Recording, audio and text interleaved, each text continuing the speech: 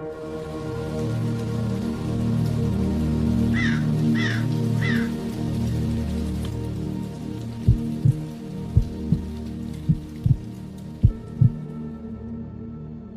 I was a really little kid, this local small amusement park that used to be opened by us would hold this annual event called Pumpkin Land, which was held on the Saturday before Halloween, where candies would be given out to kids in between rides, and pumpkins would be scattered throughout the park for families to pick up and take home before leaving. I always looked forward to it, and this one particular year when I was 7, we were going right after my soccer game. The park also rewarded kids for coming in costumes, so I was going in my cliche Scream costume. Anyway, my parents took my 2 siblings and I, and when we got there, my brothers begged to go on the haunted house ride first, and then the roller coasters. Basically, they wanted to do the most thrilling rides first. Anyway, my mom and 2 brothers got in one of the cars for the haunted house ride. Since they only seated 4, my dad stayed with me on the line so we could ride together. And I think as I started to get cold feet, I felt like I needed to use the bathroom. So we got off the line, and my dad led us to the bathroom. He went too, but I finished first, so I waited outside the bathroom. I waited for a while. I was kind of confused. Eventually I went back to the bathroom, and my dad wasn't in there. That's when I started to panic. I was alone in a huge crowd of people, and at 7 years old I was actually scared of being lost. Eventually a man came up to me and asked where my parents were. I told him I couldn't find my dad, and I asked him for help. He took my hand and said, "We're gonna go find them." I remember him leading me with a tight grip of my hand, and suddenly he pulled out his archaic Nokia brick cell phone and started talking to someone on the other end. The only major thing I remember him saying was, "Oh, I'm with him right now," as he looked down at me and smiled. Then he said, "Okay," and hung up. He looked at me again and said that was my dad, and that he was waiting by the parking lot. He continued to lead me, but even at 7 years old, I wasn't an idiot. I was wise to the fact that my dad did not have a cell phone, and that this stranger probably didn't know my dad. How would he even know who I was if I was under a Scream mask? As we were approaching the front gates of the park, I spotted a female employee and started saying "excuse me" over and over until I got her attention. Then I said, "I don't know him, please help." The man defended himself, saying he knew my dad and was trying to get me to him, but the employee took my side and asked me to come stand by her so she could use the loudspeaker to find my parents. The man didn't stay a second longer after that. He walked away quickly into the parking lot. The employee announced over the park intercoms that a child in a Scream costume was missing his parents and gave my name. Eventually my dad came running over waving his hands. He was a nervous wreck. The employee told him of the potential predator and the possible attempted kidnapping, and that's when he lost it.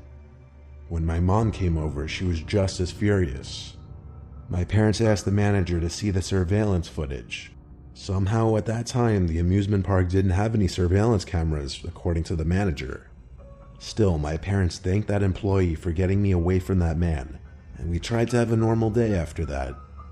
I was too young to realize the severity of the potential situation I had just avoided. Obviously, remembering it as an adult is a lot more sickening to think about.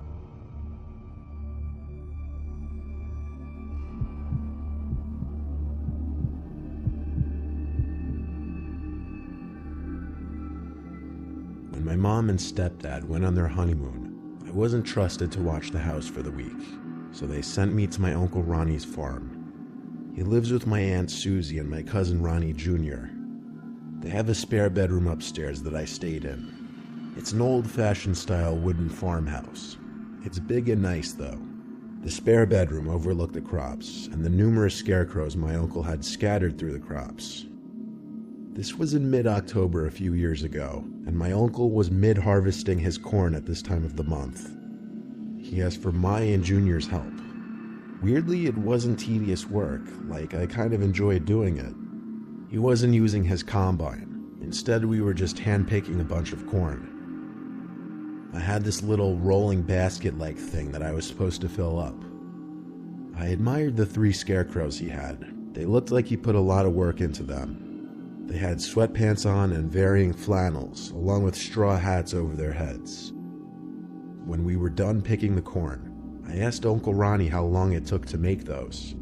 He said a few hours at most, and he said they really do the trick keeping the crows away for the most part. That night after dinner, I played video games and smoked weed with Junior for a little bit. Then I just went to the guest room to do whatever on my laptop. Next thing I knew, a rock or something hit the window. It scared me for sure, as there's no way that wasn't intentional. I didn't want to go look out the window to check though. I just closed my laptop screen so there would be total darkness in the room. I crossed my fingers it wouldn't happen again, but when a second rock hit the window, my heart felt like it dropped out of an airplane. The room was still completely dark, so I gave it a minute before getting up to peek out the window. There was a full moon out, and one of the outside lights was on, both lighting up a decent amount of the crops and one of the scarecrows. I continued to look around, but when I saw something moving in the corner of my eye, I looked back at the scarecrow to see one of its arms waving at me. No, surely I was hallucinating. The waving stopped, and the arm moved back down to its side. I shut the blind and wanted to throw up. I ran to Junior's room and opened the door, but by this point in the night, he was already asleep. I closed his door and checked downstairs for my aunt and uncle, but all the lights were off downstairs, so I checked their bedroom, and they too were both asleep. I went back to my room and lifted the blind just enough to peek out there. The light outside was now off, but with the bright moonlight, I was able to see the scarecrow was still hung up on the stick. I looked out that window for over a minute, waiting for it to move again, but the longer I waited, the more I realized I must have been higher than I realized. I finally dropped the blind back down and climbed into bed. The next morning, I went downstairs to my Aunt Susie making us all pancakes. My uncle was already outside doing work. Aunt Susie called Junior down to eat before all the pancakes were gone.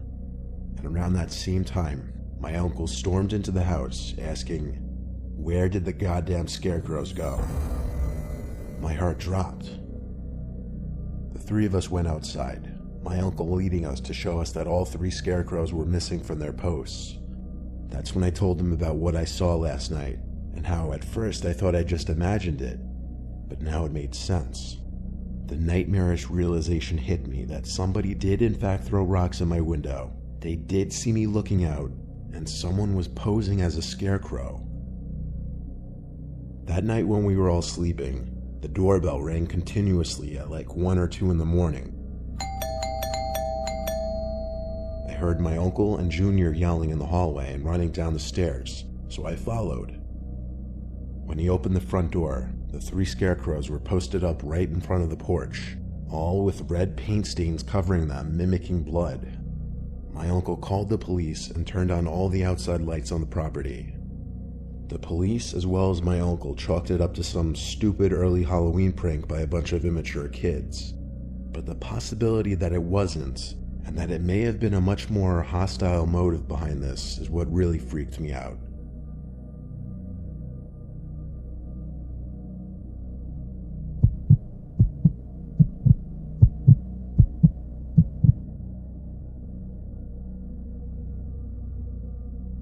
It was November. All the leaves were varying shades of yellow and orange, my favorite time of year to visit the countryside. I was with my girlfriend at her dad's upstate home, which was usually used as a summer home, but the two of us came up there to go camping in the nearby woods. The home had all the needed camping supplies, including the tent, so we parked there and took the camping stuff into the woods. Why? Just the experience of camping and sleeping in the woods, I guess. I've only been camping a few times in my life, but I liked camping in the fall because there's less bugs and of course you can't beat the foliage. We were camped out in a small circular clearing, just big enough for our tent and campfire. We sat around the fire for about an hour, eating and just talking. Then we went inside the tent. We kept the fire going as it made my girlfriend feel safer, and it added a bit of warmth. Besides the sound of the crackling fire, We eventually started hearing leaves crunching in the distance. My girlfriend and I looked at each other. She put her finger up to her lip. I could tell she was nervous. Fires usually repel wildlife from approaching, so as the crunching of the leaves got louder, it got more suspicious. The footsteps also sounded bipedal, like a human's footsteps. The crunches got louder until they stopped around the fire. Then we noticed the shadow outline of someone standing out there, and then they sat down on one of the chairs, but they didn't say a word. So I finally decided I was going to peek my head out and check. I looked out to the campfire, expecting to see someone sitting on one of the chairs, but there was no one out there. I got up on my legs to look around the campsite, into the trees and darkness. I didn't see anyone out there. My girlfriend was whispering something. It sounded like she was urgently trying to get my attention.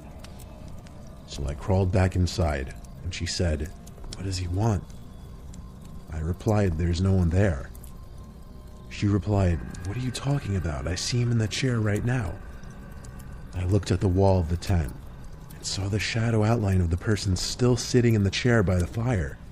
I realized that was impossible, though. I crawled back out of the tent to look one more time, and both the chairs were still empty. I went back inside and said to my girlfriend, "We need to go right now." She didn't ask questions. She got straight up, took my hand, and followed me out of the tent. When she saw there was no one sitting in the chair, she screamed. I yelled at her to shut up, and I led us through the near total darkness in the direction back to the mobile home. While running, we heard this horrible groaning sound not too far away from us, and one single loud crash of a tree branch or something. This caused both of us to scream, "Oh shit," and run even faster. How we found the property was by repeatedly pressing the car lock button until we finally heard the car horn. We went into the mobile home, locked the door, and hid under the covers in the safety of the bedroom. Still, I didn't feel entirely safe being surrounded by nothing but woods in every direction, and I was paranoid that whatever was out there followed us. I let my girlfriend sleep while I stayed up listening for sounds. I thought I heard a clicking or something from the front door to the home, but that might have been my paranoia playing tricks on me. I fell asleep eventually, and when we woke up, we went back for the tent and supplies, scared shitless while doing so. Nothing was moved except for the one chair we thought we saw the shadow sitting in. It was knocked over. We hurried back to the car, drove home, and that was our last camping adventure.